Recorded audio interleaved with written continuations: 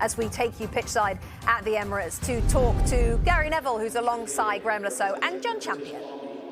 It's a good point, Gary, I think. No Saliba today, but it just strikes me, and maybe this is the modern age in which we live, that the forensic attention that's been paid to Arsenal's injury list in the build-up to this game has been like nothing else before. Yeah, it's almost like the excuses have already been created. And I'm not saying that's come from Arsenal, their coaches or the players, but there is that feeling that why are they're not the only team that have injuries. We know that Liverpool have got players missing today, big players missing. City have had big players missing. I think it's a big test for Arsenal today. I want to see them really fight. I mean, there's a sign in the tunnel there in their dressing room that says fight till the end, and they're going to have to do that today, because I'm not buying into the idea that a squad of 23, 24 players can't cope without 3 or 4 players at any point during the season. They were very lucky last season with injuries. They've not been as fortunate in this period, and they're just going to get over it. Yeah, it's one of those things, though, as well, where I think, following on from that a little bit, there seems to be a lack of confidence around certain players.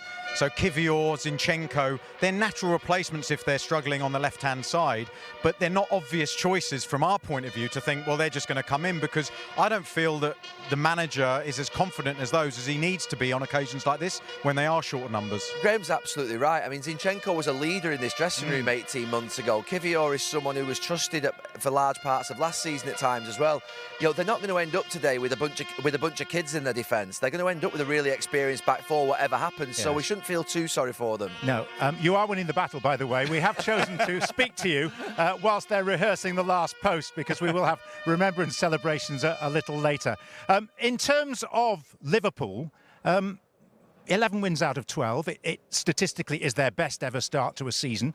But should we yet be at the stage of forming firm opinions as to what they're really like under Slot, or is it still too early? It's quite annoying as a United fan that they started so That's well. why I've asked the question. And if you wouldn't ask it, I was going to ask it. I thought when Klopp left, I thought that'll be it, the sort of end of their sort of reign. But no, it's been a fantastic start for him. They've been so smooth.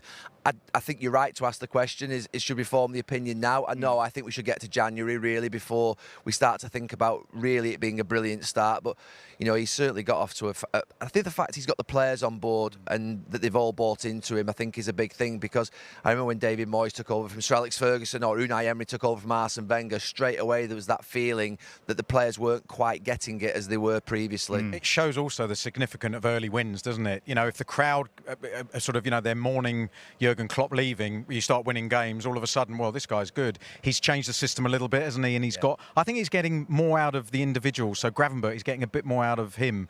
I think he's defined the roles of those players, those sort of fringe players from last season. And they've just got that incredible consistency and a pragmatism about the way they play. The back five is the one that, to be fair, maybe has played together most over the last 5 or 6 years. It's a very experienced unit. Obviously, Alisson's out today.